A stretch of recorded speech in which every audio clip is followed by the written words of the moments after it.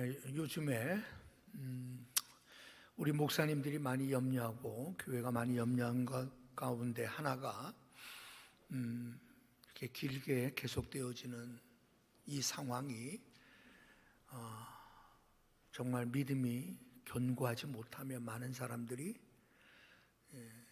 이 예배에서 점점 멀어지고 교회가 점점 멀어지고 그러다가 신앙마저도 잃어버려지지는 않을까 하는 염려들을 많이 합니다. 그런 가운데 디모데후서 오늘 읽었던 본문의 말씀으로 오늘 우리는 다시 한번 우리의 마음을 가다듬어야 할 것 같습니다. 오늘 본문의 말씀은 우리가 잘 알다시피 네로 황제의 핍박의 시기 때 사도 바울이 그가 쓴 마지막 서신입니다. 그러니까 AD 67년경에 에베소에서 목회를 하고 있었던 디모데에게 편지를 쓴 겁니다. 이제 사도 바울은 자기가 이제 관죄를 부음과 같이 이제 자기 자신의 인생, 자기 자신의 삶도 이제 곧 끝날 것을 직감할 때 이제 쓰는 겁니다. 그리고 이 편지를 쓰고 얼마 안 가서 결국 순교당하죠. 자, 그때 사도 바울은 디모데에게 마지막 편지를 쓸 때 그의 심정, 그가 당부하고 싶었던 말, 디모데에게 꼭 들려주고 싶은 말이 무엇일까? 디모데 후서에서 나오거든요. 크게 보면 자기 자신이 지금까지 복음을 위하여 복음 전파하는 삶을 살았던 그 영광스러운 삶, 그리고 어떤 핍박과 고난이 온다 할지라도 결코 포기할 수 없었던 그 삶, 나는 이제 이 세상을 떠나게 되겠지만 이제 남은 디모데를 비롯한 성도들이 이 복음 전파의 삶, 주님 다시 오실 그날까지 이 복음과 함께 사는 이 삶, 복음을 전파하는 이러한 삶, 이것에 대하여 열심을 내고 어떠한 핍박과 고난이 닥쳐온다 할지라도 두려워하지 말라. 그리고 끝까지 이 사명을 감당해야 된다 라고 디모데 후서에서 편지하는 내용들이거든요.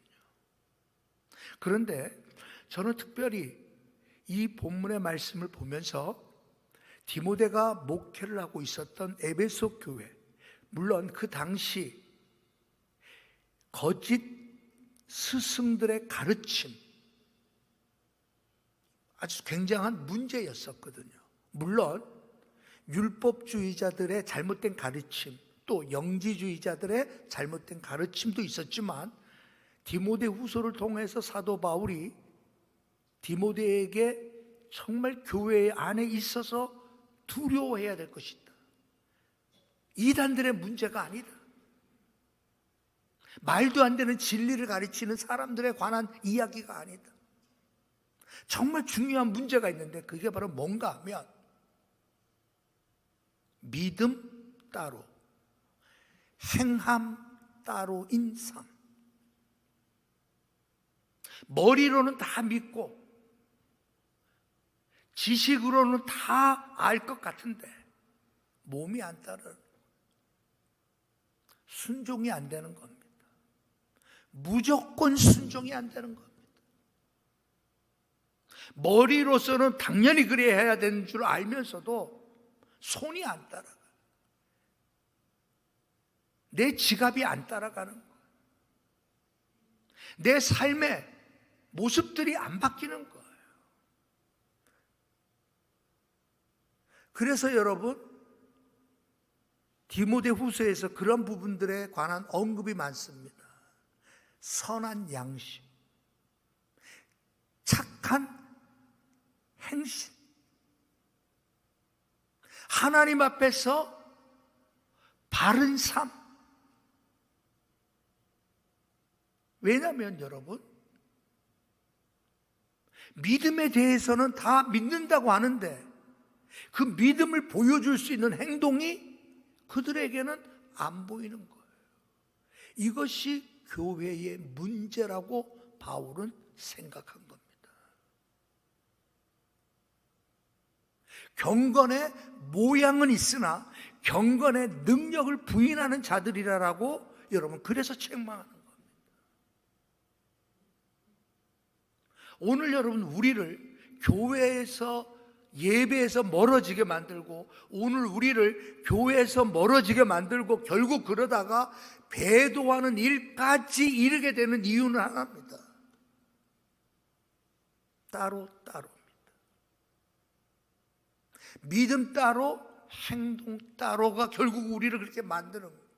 우리는 여기에 대해서 우리는 여러분 조심해야 되고 두려워해야 됩니다. 히브리서 3장에서 여러분 그래서 이런 말을 한 겁니다. 형제들아 너희 삼가 너희 중에 누가 믿지 아니하는 악한 마음을 품고 살아계신 하나님에게서 떨어질까 조심하라. 오직 오늘이라고 일컫는 동안 매일 피차 권면해서 너희 중에 누구든지 죄의 유혹으로부터 완고하게 되지 않도록 조심해야 된다. 성경은 여러분 우리로 하여금 조심해서 살 것을 권면합니다. 부지런히 서로 권면하라고 말합니다. 깨어나세요. 정신 차리세요. 열심을 내셔야 됩니다.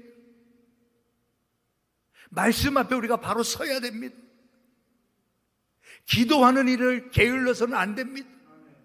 하나님 앞에 양심에 꺼리끼는 일들이 일어나면 우리는 안 됩니다. 여러분 우리는 매일 뭘 해야 되는 거예요? 이게 우리의 책임입니다. 먹는 거, 우리 특별히 대구 분들은 따로 국밥을 좋아하시죠? 먹는 것은 여러분 따로 국밥 드셔도 돼.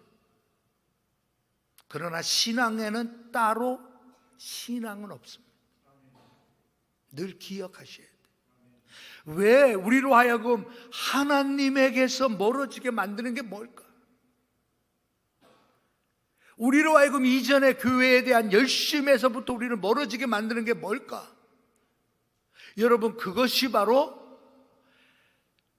머리로는 하나님을 믿는다라고 얘기하지만 우리의 삶에 순종하는 우리의 삶의 태도가 없다라는 거예요.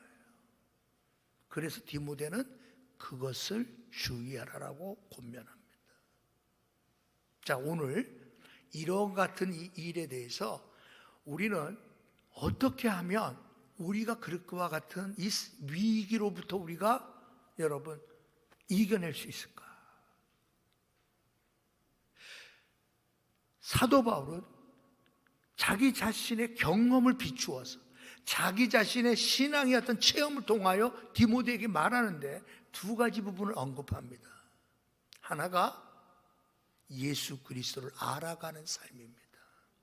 자, 오늘 12절에 보면 그는 여러분 로마의 두 번째 투옥당한 상태고요, 쇠사슬에 묶여있는 상태고요, 이제 언제 죽을지 모르는 그러한 순간에 놓여 있는 것.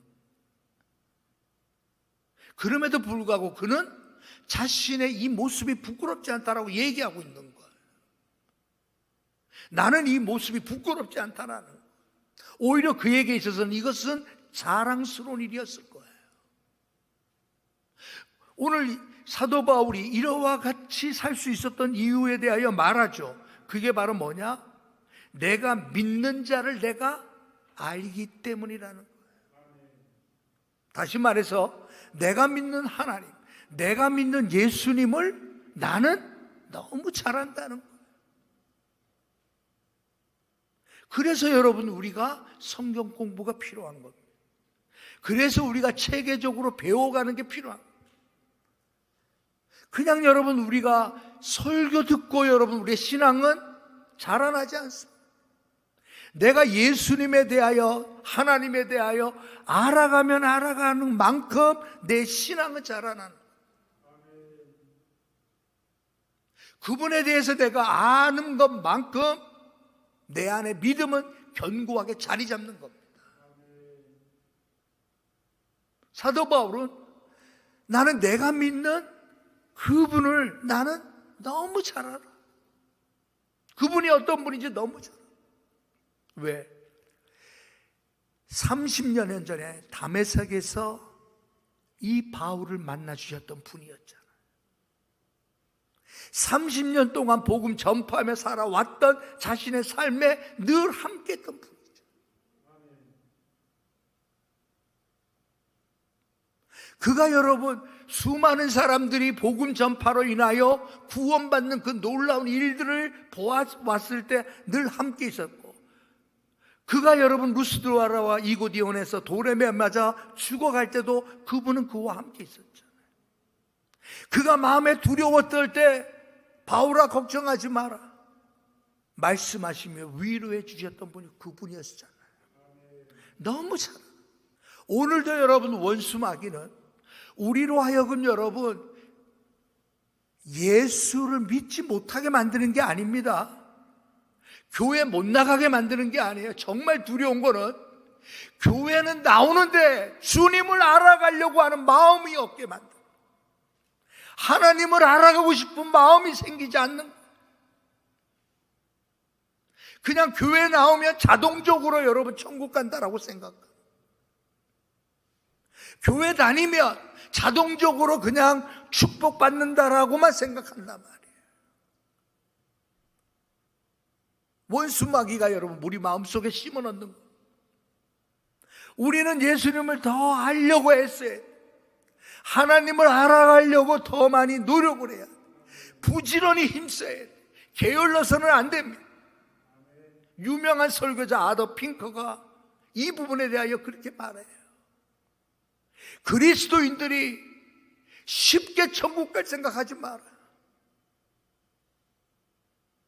나는 예수님을 믿어요. 십자가에서 죽으신 예수님을 나는 믿어요라고 하는 그 값싼 고백으로 천국 갈 생각하지 마라. 매일의 삶 속에 내가 게으르고 있는 것이 무엇인지, 내가 부단히 애쓰고 내가 부단히 노력해야 될 것이 무엇인지 붙잡는 것이 중요하다. 원수 마귀는 이것을 못 붙잡게 합니다. 나 다 알아요. 나 다 배웠습니다. 나 예전에 교회 다닐 때 다 배웠습니다. 우리 가운데 여러분 십자가의 구원에 관한 이야기를 모르는 사람이 누가 있습니까? 그분이 다시 살아나셔서 부활하셔서 우리의 구원을 위하여 확증하셨던 그 일에 대하여 모르는 사람이 누가 있습니까? 그러나 그게 내게 실감이 안 되는 게 문제잖아요. 그것이 내게 실제가 되지 않는 게 문제잖아요. 그래서 여러분 사도 바울은 디모데에게 이 말씀을 하는 겁니다. 3장에 보면 너는 이것을 알라. 말세에 고통하는 때가 이르러 사람들이 자기를 사랑하며 돈을 사랑하며 자랑하며 교만하며 비방하며 부모를 거역하며 감사하지 아니하며, 그러면서 여러분 쭉 나와요. 왜? 이때 이와 같은 때 일어날 거라는 거예요. 수많은 사람들이 배도의 길에 들어가게 될 거를 알아. 핍박과 고난이 닥칠 때 이 고난이 무섭고 핍박이 무서워 예수님을 모른다라고 부인하고 떠나갈 수많은 사람들을 염려하는 것. 그래서 사도 바울은 디모데에게 주의해야 될 당부의 말을 하는 거예요.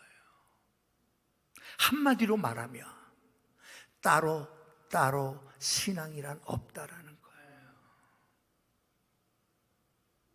하나님을 아는고 예수님을 알고자 하는 마음이 우리 안에 일어나야 될 것이고요. 또 하나 사도 바울이 확신한 게 있어요. 비록 그렇지만 내가 부탁하고 내가 의탁한 것들에 대하여 그분은 능히 그날 이를 때까지, 그날 올 때까지, 즉 재림의 날이, 우리 인생으로 보면 우리의 죽음의 끝날을 말할 수도 있어요. 그분이 능히 지켜주실 거라고 하는 확신이 그에게 있었던 거예요. 하나님은 우리를 지키시는 분입니다. 하나님은 우리를 보호해 주시는 분이에요. 그런데 어떻게 우리를 지키실까요? 어떻게 우리를 보호해 주실까요?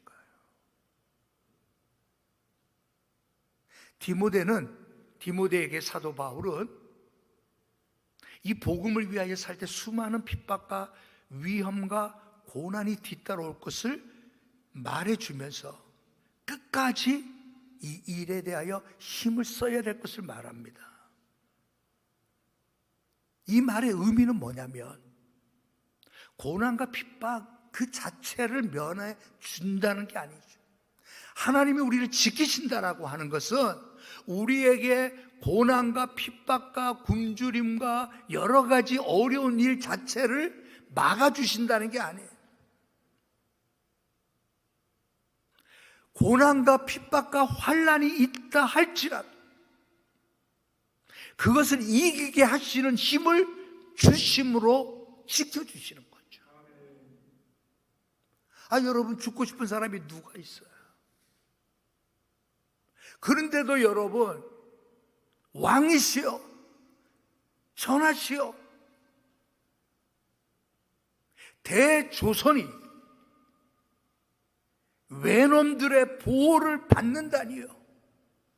천부당 만부당 하나이다. 차라리 저의 목을 치십시오. 대한문 앞에서 상소장을 올려드는 청년들이 있었습니다. 우리가 잘 아는 상동교회 청년들이었어요. 이들은 여러분, 이 청년들은 예수 그리스도를 알고 복음의 의미를 알고 나라가 처한 이와 같은 상황 속에 여러분, 그들은 자기 자신이 그냥 위험으로부터 피하고 고난으로부터 안전한 길을 찾은 게 아니라 오히려 왕 앞에 나가 차라리 도끼로 내 목을 쳐달라, 을사조약을 반대하면서 여러분 상소문을 올렸던 그 유명한 기독 청년들이었습니다. 여기에 사인한 사람이 우리가 잘 알다시피 헤이그의 이준 열사, 김구, 이런 분들. 하나님이 우리를 지키신다 할 때 여러분 뭐 어떻게 지키신다는 거예요? 아니 여러분, 배 안 고프게 지켜주시면 얼마나 좋아. 병들지 않게 지켜주시면 얼마나 좋아. 걱정하는 자녀 없게 만들어주면 얼마나 좋아. 그냥 생각한 대로 그냥 쑥쑥 다 되면 얼마나 좋아. 아니 이렇게 지켜주신다라고 약속한 것은 성경에 하나도 없습니다. 하나님께서는 우리를 지키신다라고 할 때 그 어떠한 상황 가운데 놓였다 할지라도 그 상황을 주관하시고 그 상황을 이기게 하시고 그 상황을 뛰어넘어 하나님의 영광을 드러내게 하는 그 일로 내가 너를 지키겠다라고 약속하십니다. 역사상으로 여러분 다 그런 거예요. 한 손엔 성경을, 한 손엔 펜과 도끼를 들고 새로운 백성을 만들자. 우리가 잘 아는 신민회, 일제시대 때 신민회. 여러분, 이 신민회를 구성해서 일본과 한국, 이 민족의 정말 새로운 사람들로 바꿔보자. 한 손엔 성경을 들고 한 손엔 교육을 의미하는 펜과 일본과 무력으로라도 맞서 싸워서 죽기를 맹세하고 우리가 싸우자. 그래서 한 손엔 도끼를. 여러분, 우리가 알고 있는 존경하는 이 땅의 선구자들의 이름이 거기에 다 나와요. 도산 안창호, 이승만, 주시경, 김구, 뭐 할 것 없이 우리가 아는 독립운동 했던 모든 사람들은 한 손엔 성경을, 한 손엔 펜과 도끼를 들고 이 백성을 일깨우자. 그래서 여러분 새로울 신자, 백성 민자, 거듭난 새 사람을 의미하는 사람들이었어요. 왜? 이들은 그리스도인이거든요. 복음으로 거듭난 그들의 삶의 의미를 알아요. 복음이 나의 삶을 바꿔놓은 것들에 대하여 그들은 너무 자랑스럽게 여겨요. 우리만이 아니라 2천만 동포들에게도 이와 같이 새 사람 되는 운동을 우리 하자. 그들이 여러분 꿈꿨던 것들은 편안한 삶이 아니었다니까요. 일제의 고난 빨리 끝나게 해주세요가 아니었단 말이에요. 저들의 총과 칼이 무서우니까 저들의 총과 칼이 여러분 녹슬게 해주세요라고 하는 기도가 아니었어요.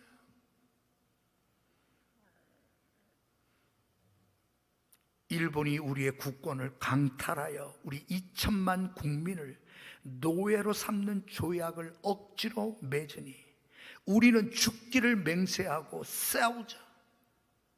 여러분 그렇게 나섰던 거죠. 이게 그리스도인들의 생각의 차이예요. 왜 그랬습니까? 그들은 복음을 알기 때문에 그래요. 자, 지금 사도 바울은 디모데에게 그분은 우리를 복음 전하는 이 사명을 가지고 이 복음 전파하는 이 삶을 살고자 하고 복음과 함께 살고자 한다면 그분은 능히 우리를 지켜주실 거라는 확신을 가지고 있다. 여러분, 우리를 지켜주시는 하나님이십니다. 주님은 우리를 지켜주시는 분이에요. 주님이 우리를 지켜주시는 방법은 우리로 하여금 하나님 앞에 기도하게 만들 거예요. 왜? 하나님을 안다며, 그분이 지켜주심이 나는 확신하다며 반드시 따라오는 게 뭐예요? 늘 기도하는 삶입니다. 기도하는 일을 게을리하는 순간 우리는 마귀의 밥이 이미 된 겁니다. 기도가 여러분 끊임없이 줄줄줄줄 나오고 기도가 여러분 터져 나올 때 우리의 영혼은 살아있는 겁니다. 기도 한번 하려고 하면 여러분 그냥 뭘 기도해야 될까? 5분을 넘기지 못한다라고 하면 이미 마귀의 밥이 돼버린 거죠. 하나님은 우리를 지키실 때 어떻게 지킬까요? 우리 안에 하나님에 대한 사랑으로 가득 채워줄 거예요. 하나님으로 인한 평안함이 우리를 주관할 거예요. 내 인생의 모든 것들을 주관하시는 그 하나님, 내 환경과 조건의 어떠함이 아니라 그 하나님께서 내 인생을 주관하시는 분이심을 확신한다면 기도하는 일이 우리 안에서 터져 나올 거예요. 하나님은 우리를 기도하는 사람으로 만들어서 우리를 지켜주시는 겁니다. 사도 바울은 여러분 로마의 감옥 안에서 처음 시작할 때 내가 항상 기도한다, 기도에 대하여 언급하죠. 그리고 내가 너를 생각할 때마다 나는 기도하고. 그래서 저기 데살로니가 전서에 있는 말씀처럼 쉬지 않고 기도했던 사도 바울, 하나님이 능히 지켜주실 거야 라고 말하는 사람은 어떤 사람이에요? 늘 기도하는 사람, 기도하려고 무진장 애를 쓰는 사람. 안 돼도 기도하려고 애를 쓸 때 하나님께서 기도에 힘을 주십니다. 기도하는 이 삶이 우리의 삶의 습관이 되어질 때에 하나님이 우리를 지키신다라고 말할 수가 있단 말이에요. 막연하게 여러분 내가 그냥 교회 다니니까 하나님이 나를 지키시는 게 아니에요. 나를 지키시는 것은 하나님이 나로 하여금 기도하게 하심으로 나를 지켜주시는 거예요. 나의 갈 길 다 가도록 예수 인도하시. 우리가 잘 아는 크로스비 여사의 여러분 찬송. 그녀는 95년을 살았어요. 6살 때 앞을 보지 못하는 장애를 겪으면서 거의 90년 동안 앞을 보지 못하며 살았던 사람. 그럼에도 불구하고 그는 일생 8,000여 개의 찬송시를 적었다. 믿음으로 살았던 분의 이야기. 나의 갈 길 다 가도록 예수 인도하시. 크로스비 여사에게는 예수님이 나라의 삶을 인도하신다는 확신 가운데 그는 살아. 뭘 보고 알아요? 그녀는 찬송시를 쓰기 전에 반드시 무릎 꿇고 기도했어요. 기도하고 하나님께서는 은혜를 주실 때까지 기도하고 그 은혜를 힘입어 시를 쓴 거예요. 어쩌다가 시가 먼저 떠올라서 여러분 펜을 먼저 잡는 순간 회개를 했다 그랬죠. 기도하지 않고 펜을 들었다고 회개했다라고 하는 그러한 사람. 자, 그녀가 우리가 너무 좋아하는 나의 갈 길 나가도록 예수 인도하시. 그러면서 2절을 보면 어려운 일을 당할 때도, 그죠? 예수 인도하시면 어려운 일을 당하지 말아야지. 우리 생각에, 믿음 없는 사람의 생각에는 예수 인도하시니 어려운 일을 당하지 말아야지.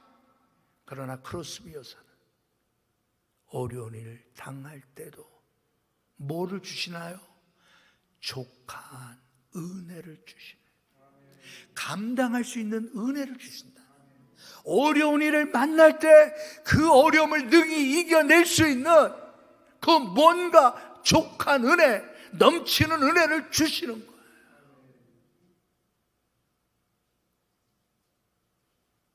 이게 하나님의 인도하시고 지켜주시는 방법입니다. 상동교회 그 청년들, 우리 교회 청년들도 그런 청년들이 되기를 바랍니다.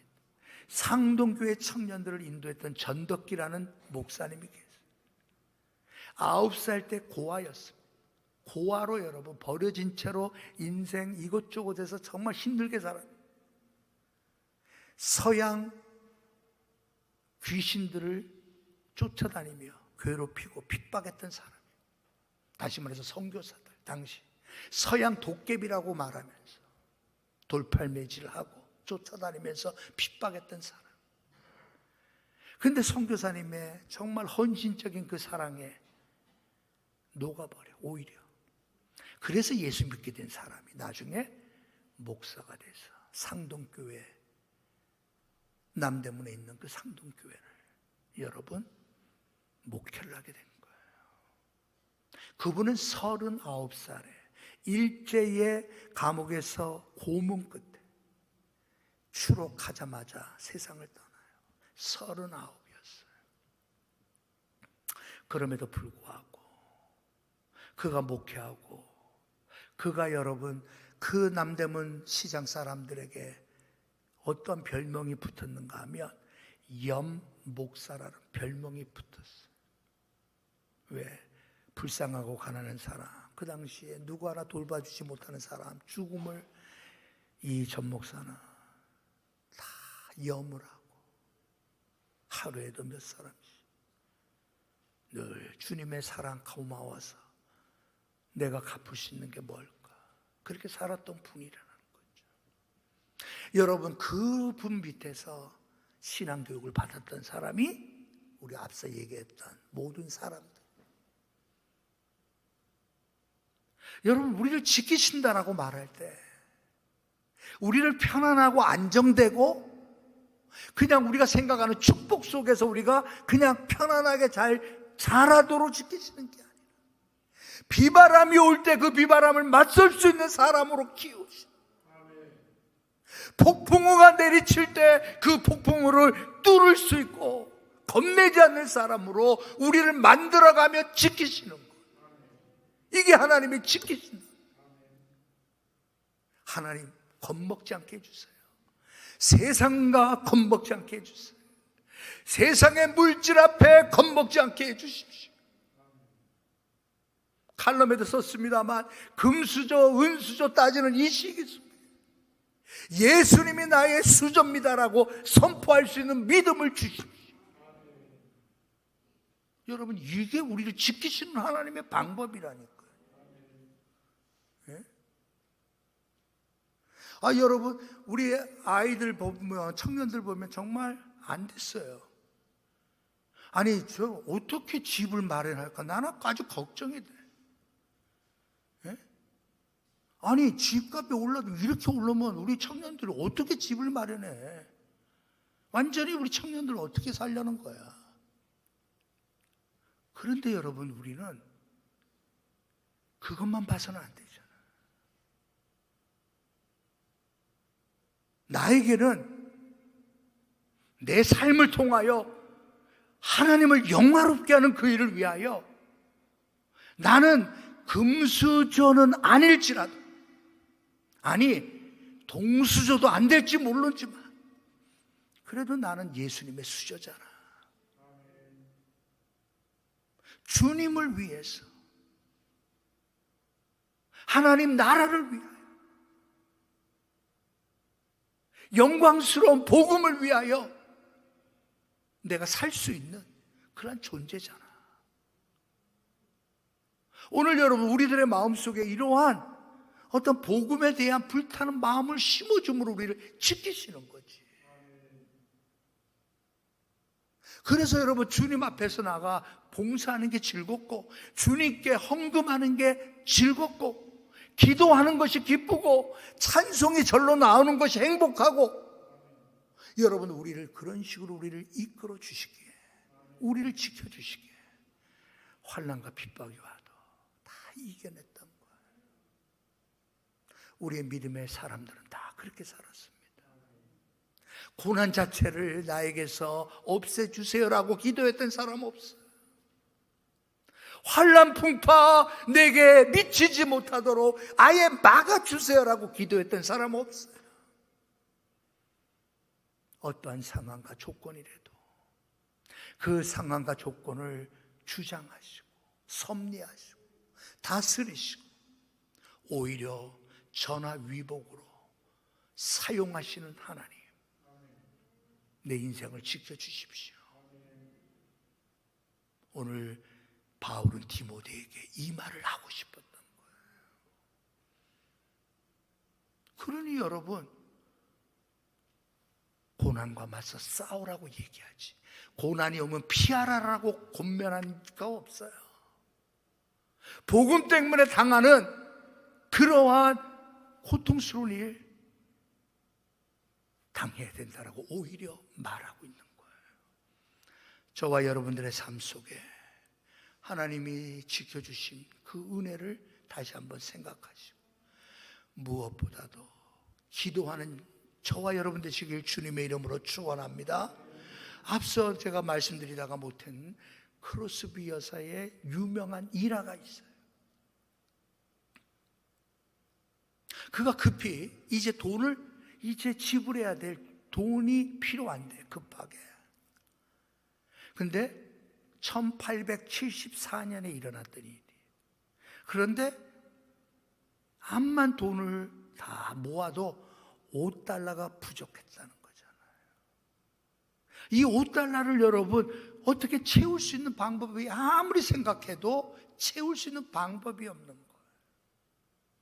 그래서 그는 늘 하던 대로 기도한 거예요. 무릎을 꿇고 하나님 앞에 간절히 기도하죠. 그때 여러분, 그 집 앞을 지나가는 어느 방문자가 기도하는 그녀를 깨웁니다. 아니, 어떻게 오셨어요? 예, 저는 이 길을 지나가는 방문객이지만 저는 인사라도 하고 가고 싶었습니다라는 거예요. 그러면서 악수하고 헤어지는데 손에 뭔가 쥐어주는 거예요. 나중에 봤더니 $5였다라는 거죠. 그때 그 감격으로 지은 씨가 아까 불러, 이제 우리가 부르게 될 나의 갈 길 다가도록이에요. 예수 인도하시. 주님이 그분에게는 너무나 좋은 분이었어요. 놀라운 분이었어요. 기가 막힌 분이었어요. 우리가 하나님을 알고 예수님을 아는 것이 그런 것을 아는 거예요. 예수님은 나의 인생에 기가 막힌 분이다. 주님은 나의 인생에 너무나 멋진 분이다. 이 고백이 우리에게서 터져나오길 주님의 이름으로 축원합니다.